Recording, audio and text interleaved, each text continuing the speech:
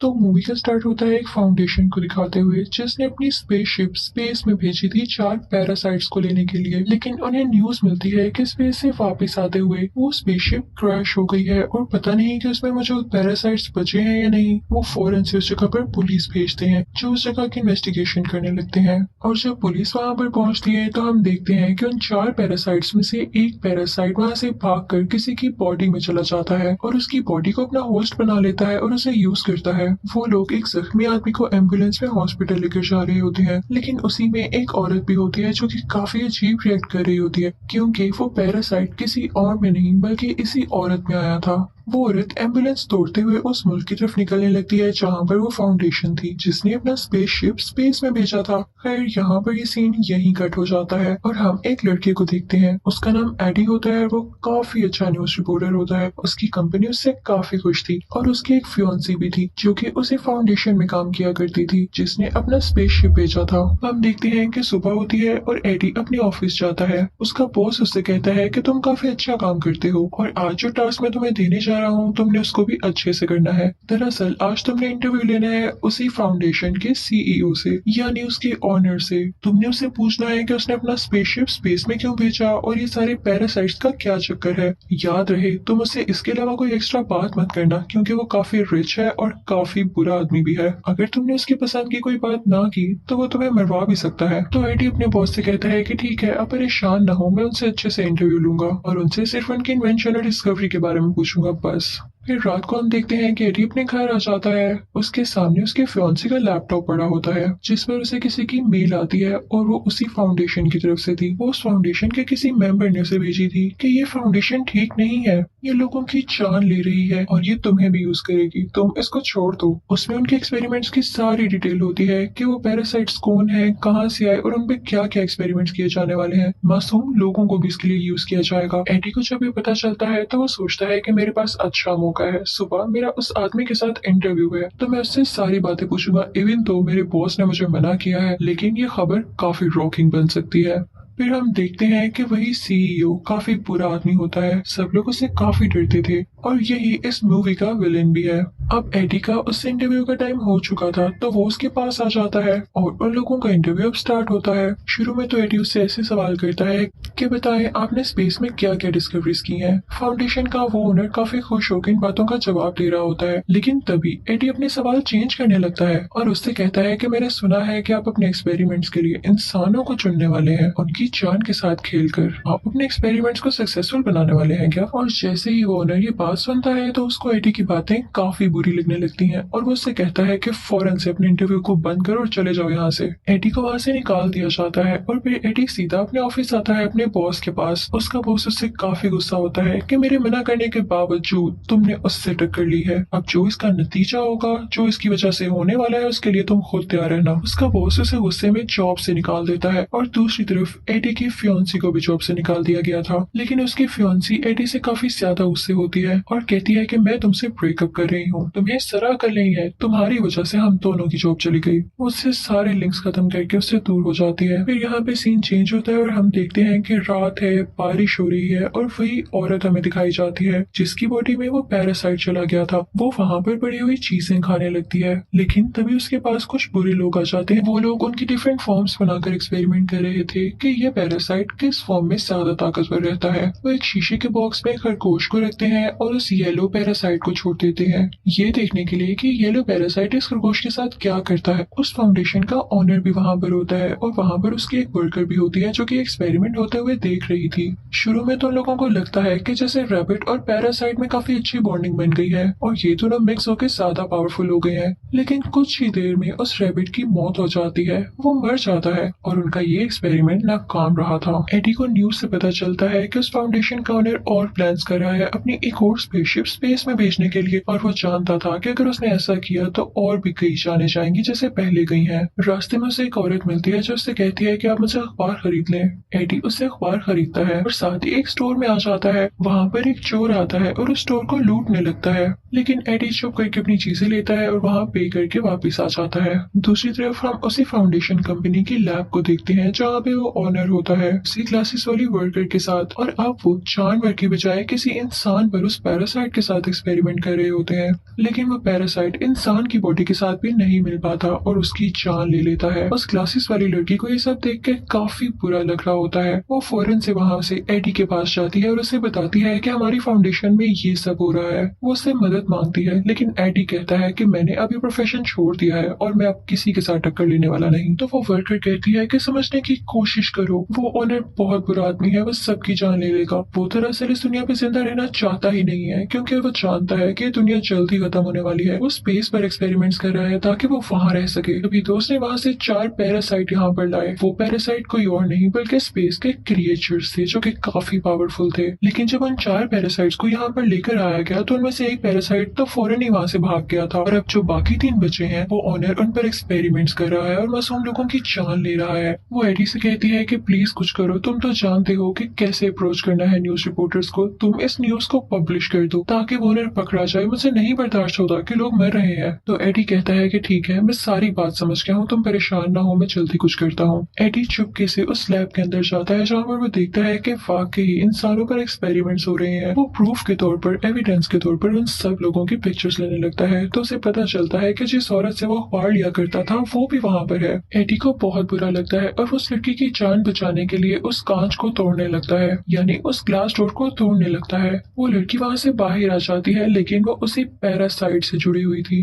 वो पैरासाइट उस लड़की की बॉडी छोड़कर एडी की बॉडी में आ जाता है और अब एडी की बॉडी पर उस पैरासाइट का असर होने लगा था। सारे गार्ड्स एडी के पीछे लग जाते हैं और एडी वहाँ से भागने लगता है, लेकिन वो इतना तेज भाग रहा होता है कि कोई भी नॉर्मल इंसान वैसे भाग नहीं सकता। इसका यही मतलब था कि पैरासाइट ने उस पर ये असर किया था। वो एक जंगल की तरफ भाग जाता है और काफी ऊंचे ऊंचे जंप्स लगाता हुआ एक दरख्त पर चढ़ जाता है और गार्ड से अपनी जान बचाता है। जब सब लोग वहाँ से चले जाते हैं तो एडी अपने घर आ जाता है और घर आकर पानी पीने लगता है काफी ज्यादा। उसके घर में जो भी सामान पड़ा हुआ था वो उसे खाने लगता है। उसकी भूख जैसे मिट ही नहीं रही थी, लेकिन उसे वॉमिटिंग होने लगती है। फिर उसका दिल काफी खराब हो रहा था और उसकी बॉडी में चेंजेस आ रहे थे। यहाँ तो उसकी शक्ल भी बदलने लगी थी, जिसे देख के वो काफी परेशान हो रहा था। उसे कुछ नहीं समझ आता तो वो परेशानी में अपनी फियांसी को कॉल करता है। तो उसकी फियांसी कहती है कि मैं तुमसे हर लिंक खत्म कर चुकी हूँ और मैं अब किसी और के साथ हूँ। लेकिन एडी फिर भी जिद करता है उससे मिलने की और फिर उससे रेस्टोरेंट में मिलने जाता है। वो रेस्टोरेंट में मुझे सारी चीजें खाने लगता है, लेकिन कहता है कि मुझे इसको खा के एनर्जी नहीं मिल रही, ये मरा हुआ मीट है, मुझे जिंदा चीज तो खाने के लिए। साथ ही उसे एक एक्वेरियम नजर आता है जिसमें बैठ के वो वहाँ पर पड़े हुए क्रैब्स खाने लगता है। इनफैक्ट एडी की बॉडी में अब वेनम आ चुका था, यानी उन 4 पैरासाइट्स में से सबसे ज्यादा स्ट्रॉन्ग पैरासाइट। तभी दोस्त ने इंसान की बॉडी को अपना होस्ट बना लिया था, लेकिन एडी के फियांसी को और उसके दोस्त को ये बात समझ ही नहीं आ पाती। तो वो उसका स्कैन करने उसको हॉस्पिटल ले जाते हैं और उसके बाद एडी को उसके घर भेज दिया जाता है कि जैसे ही रिपोर्ट आएगी हम आपको बता देंगे। और अब हम फाउंडेशन का सीन देखते हैं जहाँ के ओनर को किसी तरह से ये पता चल जाता है कि उसकी वो वर्कर जो ग्लासेस वाली थी उसने ही एडी को यहाँ पर बुलाया और उसे यहाँ तक की अप्रोच दी। वो ओनर उस लड़की पर काफी गुस्सा होता है और उस पर भी एक पैरासाइट छोड़ देता है। तभी हम एडी को उसके घर में देखते हैं। उसे अब काफी गुस्सा आने लगा था। उसका नेबर काफी ऊंची म्यूजिक सुन रहा होता है तो वो उसे मना करता है, लेकिन वो पास नहीं आता। तो एडी की बॉडी में मौजूद जो पैरासाइट यानी वेनम होता है वो गुस्से में आ जाता है और उसे मना करता है। और इसी दौरान वहाँ पर कुछ गार्ड्स आ जाते हैं जो कि उसे फाउंडेशन ओनर ने भेजे होते हैं। लेकिन यहाँ पर हम देखते हैं कि वेनम उसकी बॉडी में साफ जाहिर होने लगता है और उन गार्ड से लड़ने लगता है, एडी को प्रोटेक्ट करने लगता है। अब एडी काफी ज्यादा पावरफुल हो चुका था, लेकिन वो गार्ड्स फिर भी उसका पीछा नहीं छोड़ते। तो एडी अपनी बाइक पर वहाँ से चला जाता है और उसकी तेज स्पीड, सारा कुछ ये फुटेजेस वो ओनर भी देख रहा था। तो वो अपने लोगों से कहने लगता है कि देखा मेरे डिस्कवर किए गए पैरासाइट ने कितनी तरक्की कर ली। फाउंडेशन का ओनर उसके पीछे और गार्ड्स लगा देता है और जब एडी उनसे बचते हुए अपनी बाइक पर ऊंची सारी जंप लगाता है तो वो गिर जाता है। उसकी काफी हड्डियां टूट चुकी थी, लेकिन अब वेनम की बॉडी उसकी बॉडी के बाहर आ जाती है जो कि कवरिंग बना लेती है, एक ब्लैक कलर की कवरिंग, और उसको एडी की बॉडी को बचाती है। इसके बाद एडी यानी वो वेनम उन गार्ड्स को खाने लगता है और पानी में से होता हुआ एक जगह पर आ जाता है। एडी उस वेनम से पूछता है कि तुम मेरी बॉडी में क्यों आए हो। वो दोनों सरप्राइजिंगली एक दूसरे से बातें कर सकते थे। तो वेनम उसे बताता है कि मेरा घर स्पेस है जहाँ से मुझे यहाँ पर लेकर आया गया और फिर मुझे तुम्हारी बॉडी मिली। मुझे लगता है कि तुम काफी अच्छे होस्ट हो और मैं तुमसे रिक्वेस्ट करता हूँ कि मुझे मेरे घर यानी स्पेस में वापस भेज दो।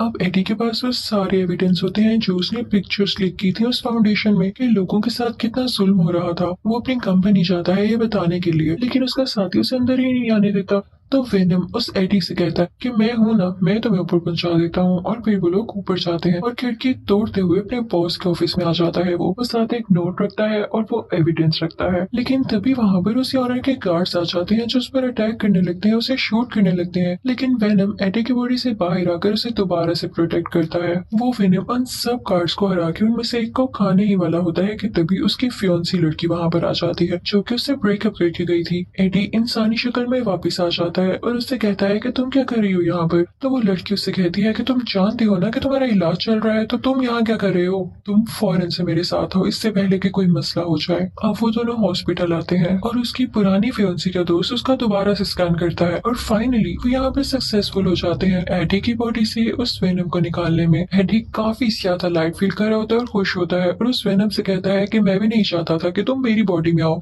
लेकिन साथ ही उस फाउंडेशन के ओनर के लोग उसे दोबारा किडनैप करके ले जाते हैं और अब उसे उस ओनर के सामने लेके आया जाता है। हमें पता चलता है कि इस फाउंडेशन के ओनर में भी वो पैरासाइट आ चुका था जो कि किसी बच्ची ने उसकी बॉडी में ट्रांसफर किया। वो ओनर एडी से कहने लगता है कि तुम्हारी बॉडी में जो पैरासाइट है वो मुझे दे दो। तो एडी कहता है कि वो तो थोड़ी देर पहले मेरी बॉडी छोड़ के गया है और वो मेरे पास नहीं है, कहीं और है, उसे ढूंढ लो जाके। तो वो ओनर कहने लगता है कि मुझे गुस्सा मत दिलाओ, मैं भी एक पैरासाइट में बदल सकता हूँ। और साथ ही वो एक मॉन्स्टर टाइप पैरासाइट में बदल जाता है जो कि इस मूवी में दूसरा मेन पैरासाइट था। तो एडी कहता है कि प्लीज मुझे इससे मत डराओ, और तुम्हें इस पे इतना मान है ना, थोड़ी ही देर में तुम भी थक जाओगे इससे, ये तुम पे अपना पूरा कंट्रोल करेगा।